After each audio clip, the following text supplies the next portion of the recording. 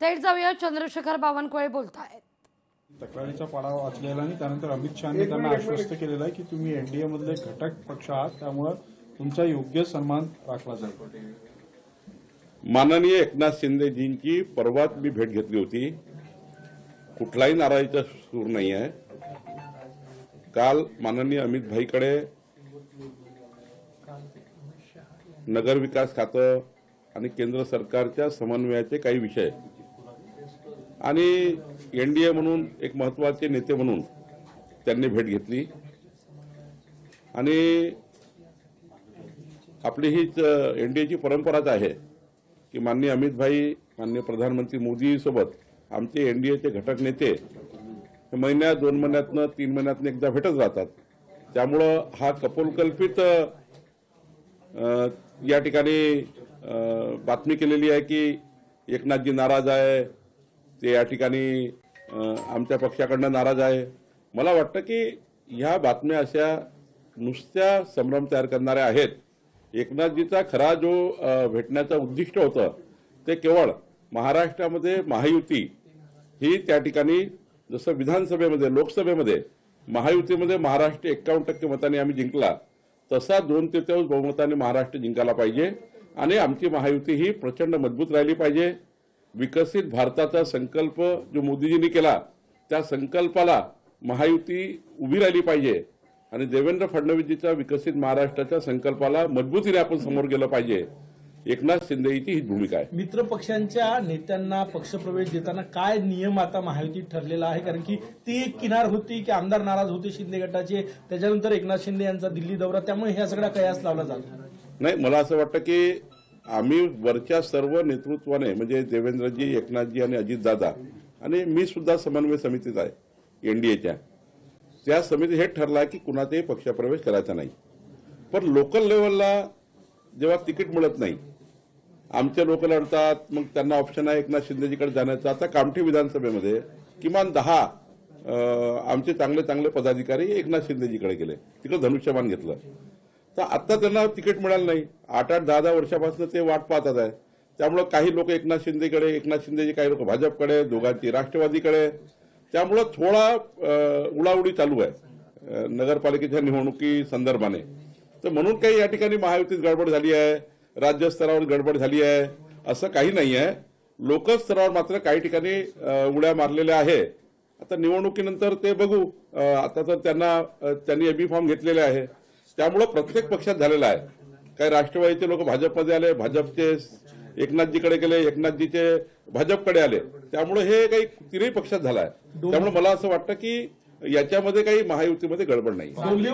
डोंबिवलीमध्ये जो पक्षप्रवेश झाला त्यामुळे रवींद्र चव्हाण यांच्यावर एकनाथ शिंदे नाराज असल्याची माहिती आहे, त्याचीच तक्रार केल्याची माहिती नाही। डोंबिवलीचाही पक्षप्रवेश असाच झाला आहे की ज्या ठिकाणी एकनाथजीकडे सीट मिळत नाही असं दिसतं किंवा भाजपकडे सीट मिळत नाही असं दिसतं, त्यावेळी निवडणुकीच्या पूर्वीच त्या ठिकाणी उड्या मारण्याचं काम चालू होतं। काही ठिकाणी आता एखादा कार्यकर्ता पक्षात यायलाच तयार आहे। शेवटी प्रत्येकाचा पक्ष आहे। एकनाथजीला आपला पक्ष वाढवावा लागतो, भाजपला आपला पक्ष वाढवावा लागतो। त्यामुळं या ठिकाणी काही पक्षप्रवेश होत राहतात।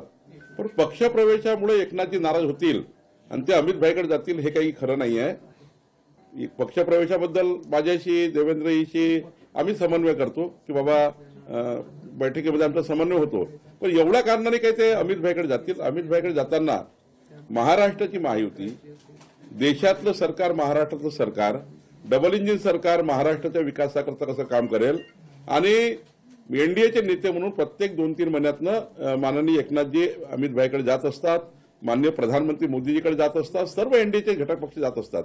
मला वाटतं याच्यामध्ये ही केवळ त्या ठिकाणी एनडीएची नेता म्हणून भेट असावी असं मला वाटतं। आरक्षणाचा वाद सर्वोच्च न्यायालयात आहे, सुनावणी आहे मंगळवारी। तुम्ही मध्यंतरी मध्यस्थी याचिका सुद्धा दाखल केली होती।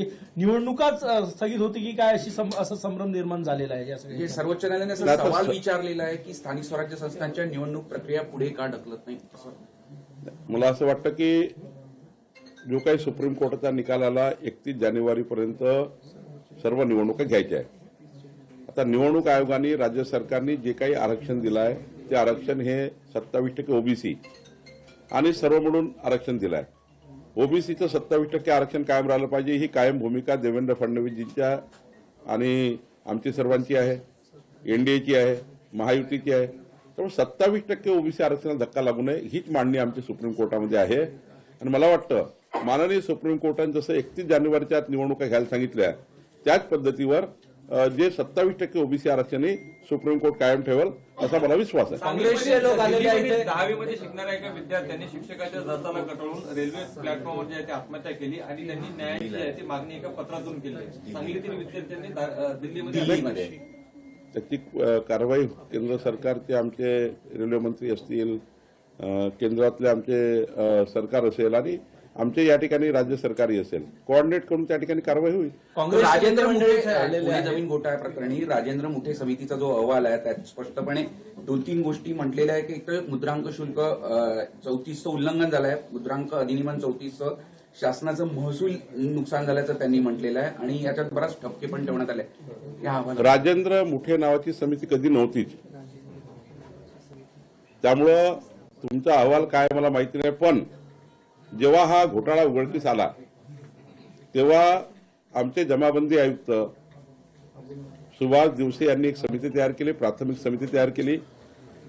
आम्हाला तातडीने ज्या अधिकाऱ्यांनी चुकीचं केलं त्यांना निलंबित करायचं होतं, त्यांना नोकरीतून बाजूला करायचं होतं. जे प्राथमिक आम्हाला दिसतं ज्या व्यवहारामध्ये गुंतलेले लिहून देणारा आणि लिहून घेणारा आणि आमचा मुद्रांक अधिकारी यांच्यावर कारवाई करायची होती म्हणून प्राथमिक चौकशीचा लोकशाही मराठी ऐका, पहा, जागरूक रहा.